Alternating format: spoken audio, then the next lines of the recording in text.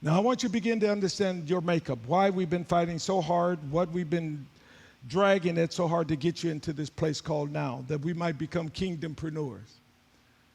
And so the first thing I want you to know, we must be able to see and not just look. That's what we've been dealing with this whole 2 days. Can you see?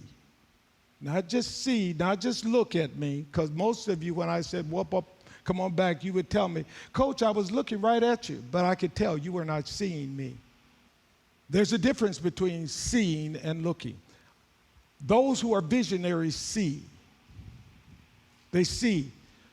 So the first thing I want you to know, the makeup of Kingdompreneur, because that's what you've been spending all of this day here. We said the first step to this whole journey of starting a business with no money is don't doubt that God is God.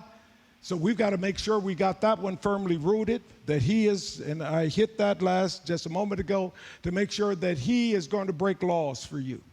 You're going to be living by favor, not money. It's not by money. It's not going to be about how cute you sniggle up to somebody, how cute you are, and all the makeup you wear. It's going to be by favor. God's going to have to give favor to you, favor. You will have favor with God and man. So your currency is people just like you. And many of us have, and they're going to like you, but God will lead you into having favor with people, but we can't shoot ourselves in the foot. And there's little things that we do by going unconscious that loses favor with people, all right? So I want you to know that's one of the biggest goobers. Let's be masters of ourselves. Number one, favor with God and man. Even with God, He says, I want you, if you want what I've got, you've got to give me extravagant respect. You've got to come into this relationship. If you want to meet with Coach and do business with Coach, you can't yet sit up at my desk and yawn and then ask me for some favor. You can't do that with the bank. They may smile at you, but you're getting nowhere. You have to understand there are principles of respect. And so the first thing that we understand, we've got to respect God and don't doubt that God is God, the all-sufficient one. Second one, seek Him through dreams, visions, and ideas. So we're saying we're going to have to tap into this kingdom we just covered. So number one in tapping in, that is, you must be able to see, not just look. There's more than what you look at. You must see potential. I gave you the example of God saying, what have you done for me lately with the water, with this ability to make water out of air? What God began to say is, you've been teaching these physics principles to people for a long time of how God turned water to wine because there's those atoms everywhere. You're breathing in protons, neutrons, and electrons. I won't go into all of that. But you are made up of protons, neutrons, and electrons. Everything in this carpet, everything in this world that's physical is made up of basic elements of protons, neutrons, and electrons. The only thing that makes things different is the different combinations of how many protons, neutrons, and electrons you have at any given time in any given matter. The different combinations of those base three elements, protons, neutrons, and electrons. And under certain conditions, they can be changed. They can be altered. That certain condition is called the photoelectric process. I won't go into that, but it's light. Light changes the basic makeup of protons, neutrons, and electrons. That's why you find people that have been affected by radiation. Children, they would have three legs and different body alterations based on the fact of radiation, which is light, changed them from their core, protons, neutrons, and electrons. Now, if you think about it, Jesus is the light. And if everything is made up of protons, neutrons, and electrons, and He had a few fish and a loaf of bread, if He wanted to multiply them, and understanding, when you say atomic bomb or something like that, Miles Monroe, that was one thing he was teaching, same thing as I was, and that if you have an atomic bomb and it explodes, what has just happened? Atoms were split. And they split other atoms. In other words, they split them to multiply them. My point that I'm making here, if everything is protons, neutrons, electrons, then God could change air to meat. because you're breathing protons, neutrons, electrons. Water to wine, it's made up of what? Water's H2O. But it's still what? Protons, neutrons, and electrons. So to change water to wine, all he had to do was alter what? Protons, neutrons, and electrons. So there's nothing new under the sun. We have the capacity, the first law of thermodynamics, we have the capacity to alter it. Did you hear what I'm saying? There's nothing new, but we can alter it. So when I began to take a look at that, and I'm saying protons, neutrons, and electrons, and we need water, what am I sweating right now? Water. So where is it coming from? Out there, the humidity and temperature. It's in the air. So when water evaporates out of the ocean, where does it go?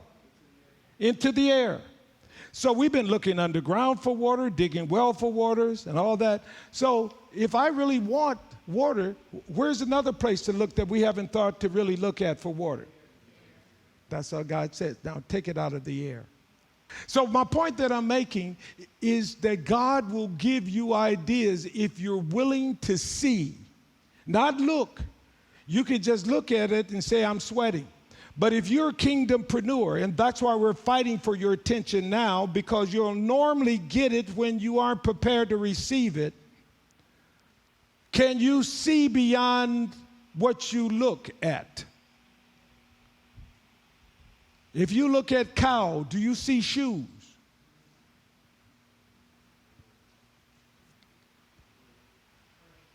Are you hearing me? When you look at beans, do you see coffee, Starbucks? It's been there all the time, but can you see a new purpose for it called innovation and creativity? There's nothing new under the sun. Everything has always been and will ever be. But the question is, do you have the ability to see a purpose for something that nobody else sees? And God will give you the capacity to see it if you will pay attention.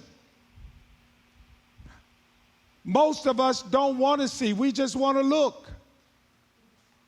And God is saying, I'm waking up a people that will see and come up with innovation, creative ideas. Are you clear on what I'm saying now? So step one, this journey you've come here is to be able to see, not just look. How can God show me a purpose for this thing? God show me, and normally he will reveal it to you in a need. In a need. What was it, your business again, James, or somebody? Go ahead. Irrigation. So you're a creative person. Yes. So you go in and you see a piece of blank land and you see vision for it to be an oasis, correct? Kind of, sort of. I more look at it in terms of how much I can get into that area, so how much I can actually feed people and utilize the plants by coexisting each other together. So look at the creativity there. So you see you're trying to create more value out of limited resources. Yeah. But you have an idea, and God gave you a witty idea now, and that's your journey now, is to convert that into a livelihood. Somebody saw an ice cream, children hungry for ice cream, and so you saw a need for children to have ice cream on hot days, right? Yes. And so in your ability to see, other people would say, I don't know what to do. I have no vision. I don't think of anything. But God showed you a problem or a need, and you had the ability to see, to convert it into an opportunity. Yes? Yes. You saw. And so my journey is that God will show all of us what we have a passion to do as a desire of your heart if you will just open up your eyes. Number two, kingdompreneurs begin to think. We see in ways that only you can. That's why you don't want to be like anybody else. People don't buy average. They buy unique.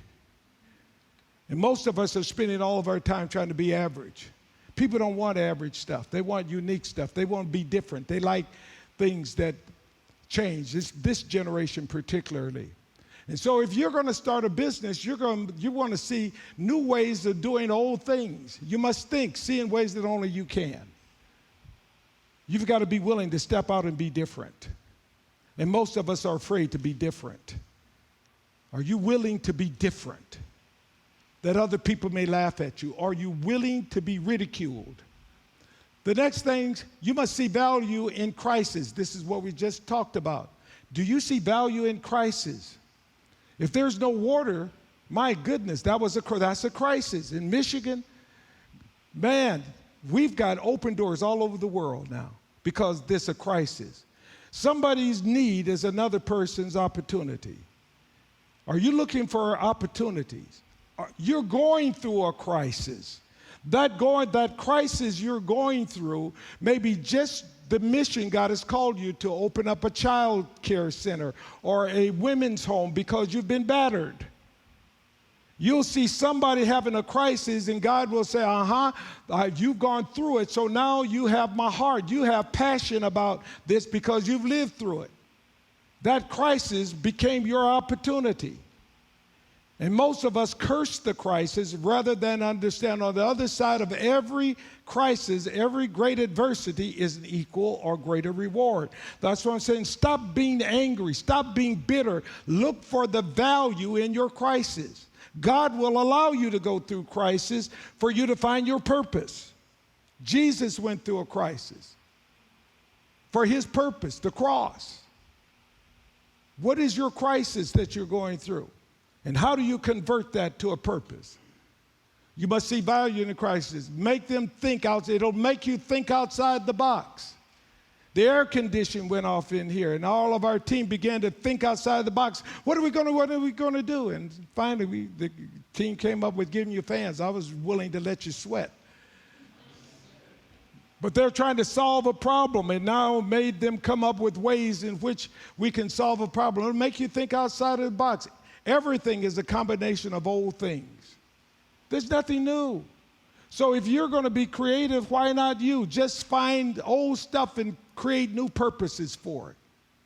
That's what you're doing in the landscaping. You're using existing resources, reprocessing them in only the way you can and creating new value. And most of us won't even try to see what God has. We'll just be unable and then employees.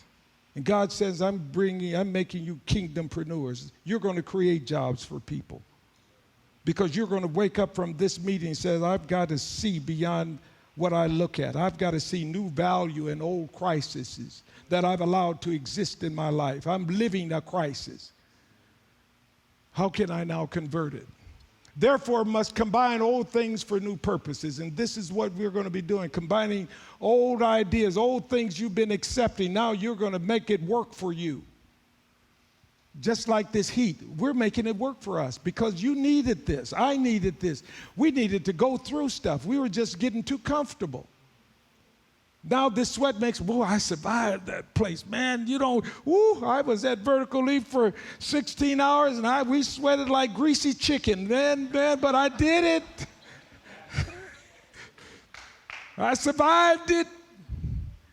And next time a challenge will come, you'll be prepared for it. You'll be stronger and more able to know if I can endure Vertical Leap, I can endure 1 hour at church. Kingdompreneurs dream beyond their past. And I was saying to you, you don't look at your past to define your now. You dream beyond your past. You can only be, if you look at left to right reality, in other words, 1, 2, 3, 4, and this is your linear reality of truth, the way you became 2 was by being 1. So you stood on the shoulders of 1 to become 2. You stood on the shoulders of 2 to become 3. And you stood on the shoulders of 3 to be 4 because you couldn't be 1 then 4 in the natural. That is if you go left to right. But God says, I am not a God of left to right. I'm not a God of logic. This is logic reality. Because if you couldn't do it at 1, theoretically, if you followed that measure of thinking, I was 2 because I was 1.